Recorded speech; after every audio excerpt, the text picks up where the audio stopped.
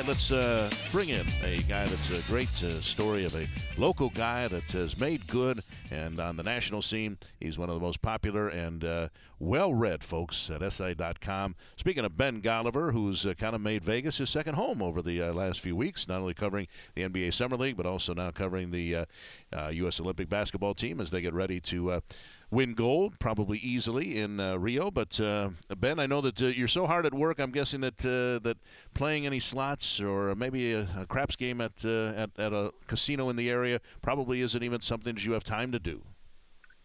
Yeah, nor the money to lose, really, frankly. But, no, the good news is I did escape Las Vegas. I made it back to L.A. You know, they had that exhibition last night against China, and I got to say I'm real excited. Tomorrow I'm going to be going up to Oakland and kind of getting the first taste of Kevin Durant in front of the Warriors crowd at Oracle Arena. So it's sort of like the summer's biggest blockbuster move, maybe like a sneak peek at it tomorrow night where they're going to play China again in their third exhibition game. So it's kind of been a busy week here, but it'll be great.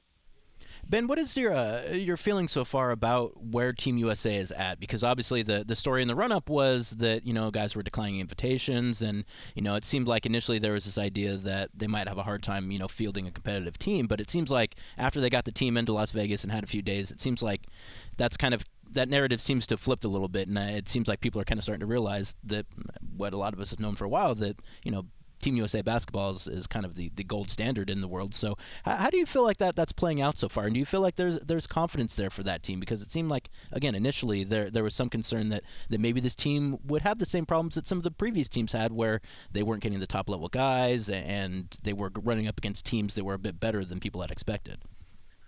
Yeah, you know, Casey, I really think it was more a disappointment that the biggest name stars weren't on the team than it was true concern about how they'd fare in this tournament. You know, I think you can make a decent argument that the guys who are staying home, LeBron James, Steph Curry, Damian Lillard, you could put those guys on a team. They could win gold in Rio, just the guys who are staying home. I think this current team, like Brian Wheeler just said, they're going to win gold fairly easily. And I actually think you could put together a third team of guys on the USA Select team, or guys who weren't even maybe considered previously, you know, maybe throw C.J. McCollum into that mix. And I think that third team could have a chance to win gold. I mean, that's the level of depth and quality that USA has compared to the rest of the world right now. You know, every year we do our top 20 or our top 100 players on SI.com. Last year, 24 of the top 25 were American players. The only exception was Marc Gasol. Obviously, he's not going to be at the Olympics because he's still recovering from injury. So, I mean, this really should be a cakewalk. And, you know, to be honest, USA played about as poorly as they can play last night in the first quarter for the first 5 minutes.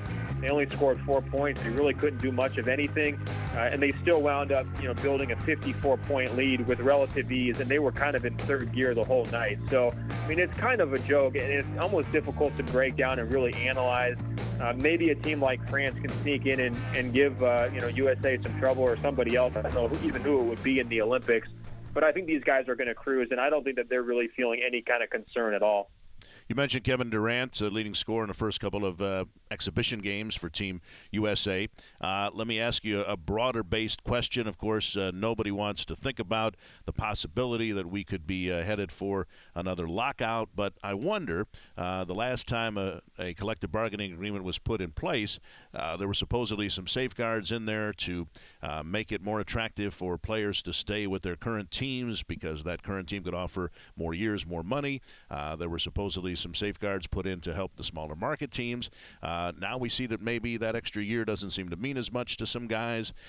Teams, the super team attempt to put together, you know, guys that want to play against or with each other as opposed to against one another, as maybe might have been the formula of the past. Do you see anything about the way business is being conducted in the NBA right now to have folks concerned that maybe we could be headed to another lockout, or at least a difficult negotiating process where maybe the owners once again would want to change some of the key elements of how money is paid out and how salaries and contracts are done? Yeah, you know, I'm always kind of paranoid about the potential work stoppage because it's so annoying to have to sit through, and, you know, it's really frustrating, and nobody wants to deal without basketball. So I think my guard is up. And, you know, Adam Silver with his comments in Las Vegas last week or the week before, I mean, it didn't really require a lot of reading between the lines. I mean, he kind of came out and said it. the super team model is not great for the NBA. He's still really pushing the competitive balance angle hard, just like he did during the last lockout negotiation. So to me, that says there's other owners around the league who are starting to get a little bit fed up with this. They're not really feeling like they have a level playing field. And there's really only one way that I can see to kind of level it more, and that is to make the salary cap harder. In other words, to either, increase the luxury tax penalties even more than they already have, or simply say, look, you can't spend over X number of dollars no matter what, even if you want to retain your own players. And those are really the only ways the NBA can kind of, break up this idea of superstars coming together. And, under the current system, if it kind of continues forward, Golden State's absolutely going to be in position to re-sign Kevin Durant, to re-sign Steph Curry when he comes up, to give new contracts to Draymond Green and Klay Thompson when they come up. I mean, the sacrifices that they're going to have to make are not really to their core type of players because they're just printing money down there in the Bay Area. They're going to have a new stadium. I mean, they're really going to be set up to kind of keep this thing going for quite a while. So without any sort of structural changes, I'm not sure how Adam Silver delivers on this idea that he's trying to improve the competitive balance. So I think if anybody was, coming out of those labor, Board of Governors meetings in Las Vegas a little bit nervous, I actually think it would be the Warriors owners, because it did kind of seem like they had a target on their back, that they were sort of being treated kind of like the Heat were being treated after, LeBron and Dwayne Wade and Chris Bosh came together a few years ago, as sort of the subject of ire and jealousy, and other owners kind of wanting to, bring their party to an end before it really gets started.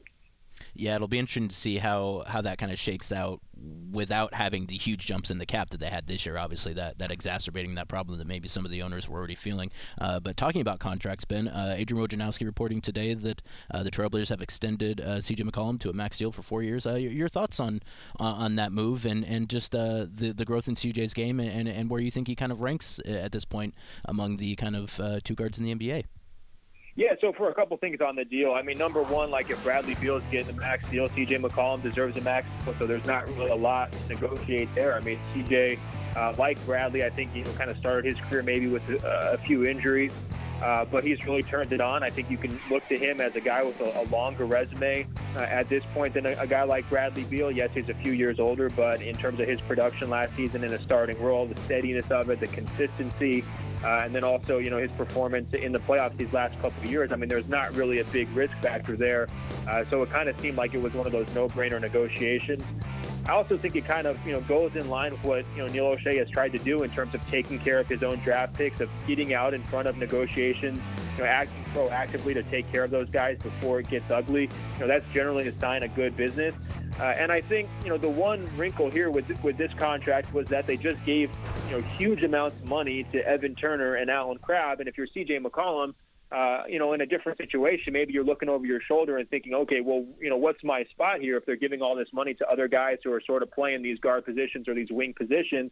Where do I really stack up? And I think by giving him this early max, by just kind of solidifying that backcourt with Damian Lillard, you're sending a message to C.J. McCollum, hey, man, you're still a very foundational piece on this roster. We still view you, maybe as a potential star.